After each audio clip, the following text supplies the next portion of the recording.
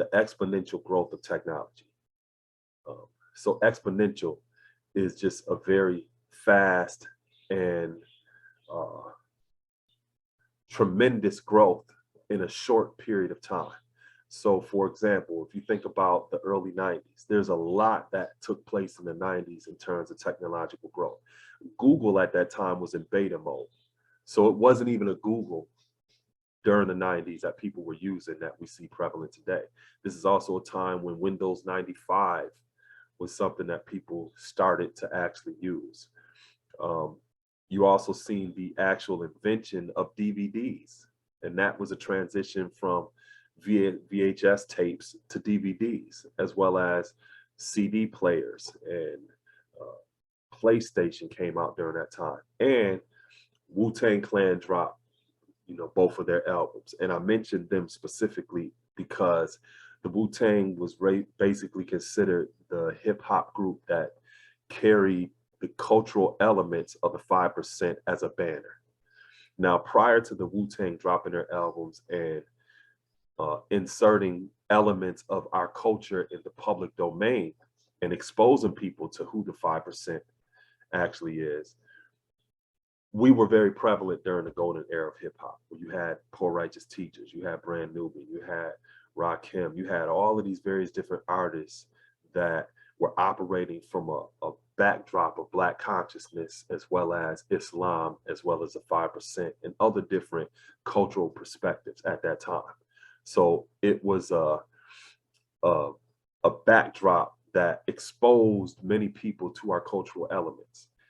After that golden era of hip hop ran its course, it was the Wu-Tang Clan that primarily carried that banner forward in terms of keeping elements of our culture alive in the public domain.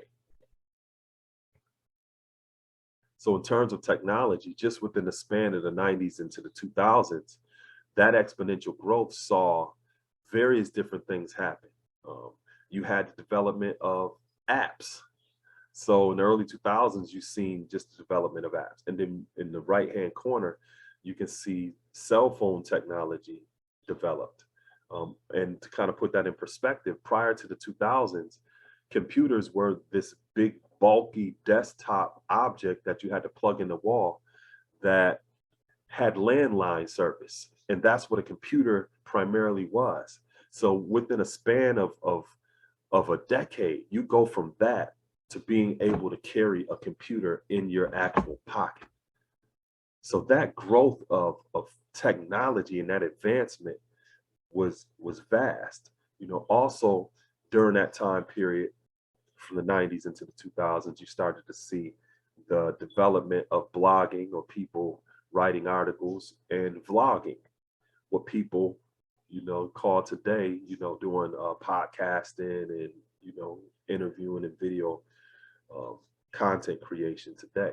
But during that time, it was called blogging and vlogging. So a lot was happening in that span of the 90s into the 2000s, just in terms of technology. And along with that, we started to see more of our cultural elements of the 5% being exposed and being put in the public domain, which leads us to this. Early 2000s, my first actual personal experience with what I just shared about cultural elements being in the public domain is when I first started to do vlogging or recording videos for YouTube. I got contacted by the producers of the History Channel that were producing this show called Gangland. And in season 4 for Gangland, they were doing research on a gang in Charlotte, North Carolina called the Hidden Valley Kings. And the reason that they reached out to me is because they saw that I was creating content related to the 5%.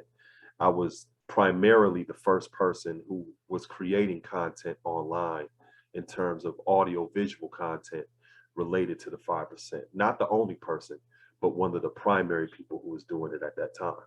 So the producers for the History Channel show Gangland reached out to me, and they saw me as a subject matter expert related to the 5%, and they wanted to get my insight and research on is there a relationship between the Hidden Valley Kings and this gang down in Charlotte, North Carolina, and who the 5% is? Because they said that there were similar symbols and language that was used by the gang that was an indicator that they may be somehow connected to the 5%.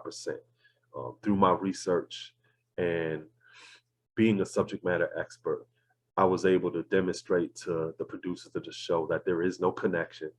And to this day, if you go and you watch the episode about the Hidden Valley Kings in season 4, Gangland, you won't even see a mention of the 5%, because as a subject matter expert, they took my word as being bond as a researcher.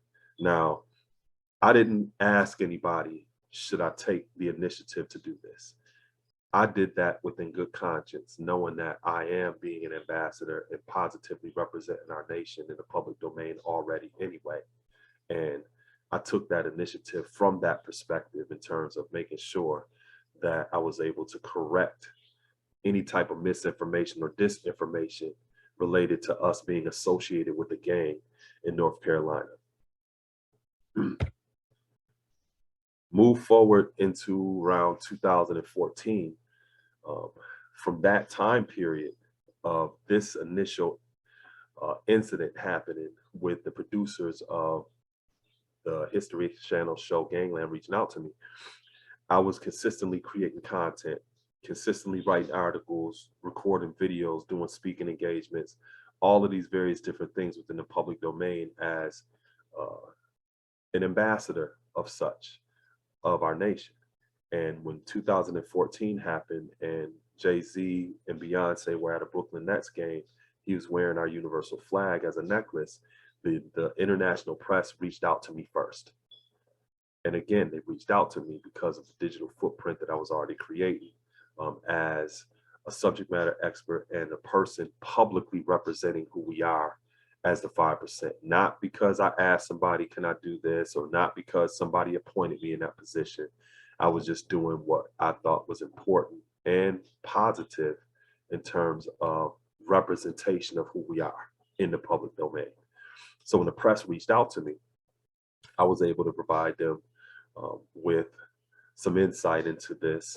And from there were other different instances where the press began to reach out to me. And even to this day, if there is stories within the press related to the 5%, the press usually reaches out to me for comment about things related to the 5%.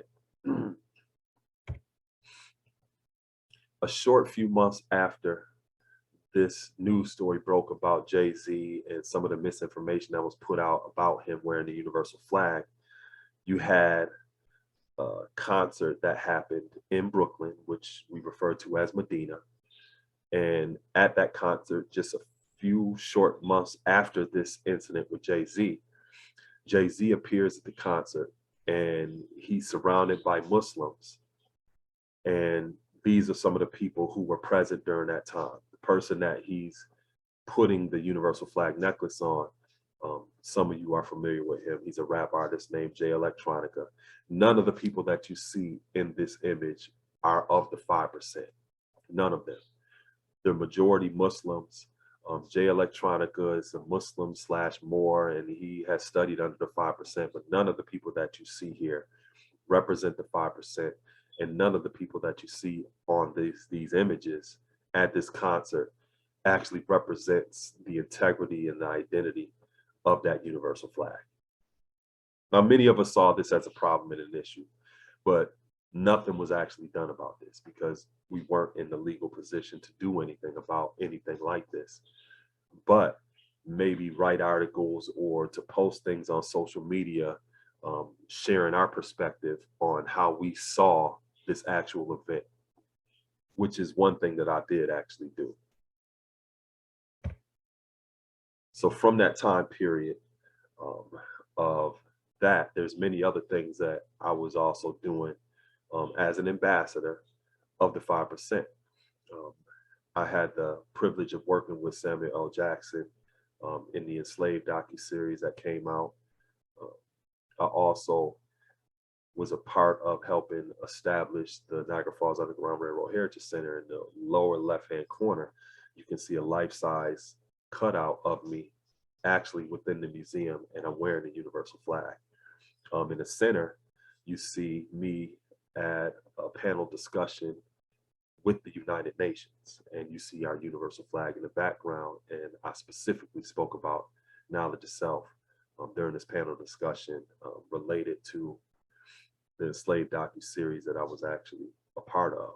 And then over to the right-hand corner, this is the longest running television series in Canada, known as The Nature of Things. It was started in the 1960s by the man that you see there named David Suzuki, and they just brought me in to be a host of the show. So these are just some of the things that I was doing in terms of representing the 5% nation in the public domain in a positive, progressive way. Then the coronavirus hit. So I'm talking about getting to, past 2019, going into 2020. And with this coronavirus, you had the shutdown. So you had the social distancing rules. You had people not able to gather for entertainment or sports events and anything like that. Also, you saw the shutdown of Hollywood. So with the shutdown of Hollywood, you had the shutdown of production studios. So people weren't producing movies, and you saw a decline in the revenue in the film and television industry. You also saw vacant movie houses because there were no films to actually be shown and people couldn't gather. So this was a very hard hit in terms of the entertainment industry when the shutdown happened. Part of the solution to address that shutdown was the development of streaming services. So one of the things that you probably have seen is this growth and development of moving away from cable television and moving away from films into streaming services and television series being created. This is also during a time where you saw the Stars Network be the flagship business of 50 Cent and his whole power empire that he created. All of this was taking place during the pandemic because people were at home, and the only thing to really do is to watch television. So you started to see this global competition and development of streaming services during that time of the pandemic. And with that growing development of streaming services during the pandemic, you started to also see a transition from us being in an information age or a social media era into a content era, where now, as Bill Gates said in the past, content is king. Content is where I expect much of the real money will be made on the internet. And he made this statement in the late 90s. So with the development of these streaming services, you also started to see the harvesting of content. And you also started to see the prevalence of the phrase content creator. Content is really intellectual property. That's all that it is.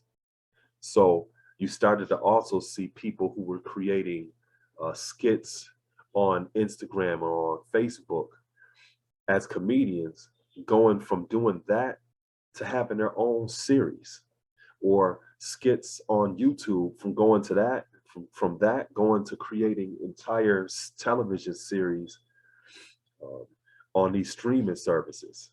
So it created a streamline of content creators to these streaming networks for film as well as television. And it also replaced a lot of the revenue that some of these production companies and stuff were losing because of the shutdown.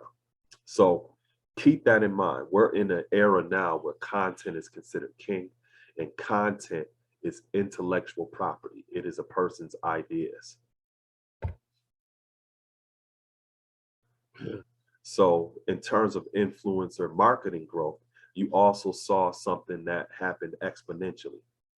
So if you were to even go back further from 2016, as you can see on this graph, it would be even lower in terms of the billions of dollars that were made about influencer marketing.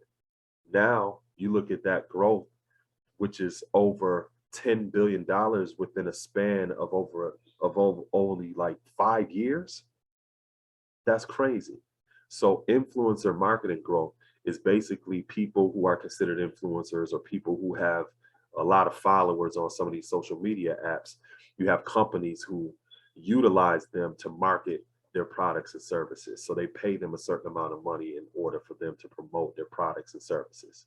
That's what influencer marketing growth actually means.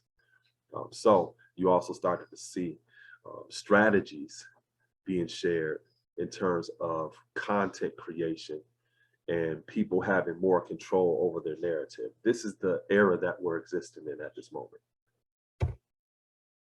So that intellectual property in terms of entertainment became of the highest value.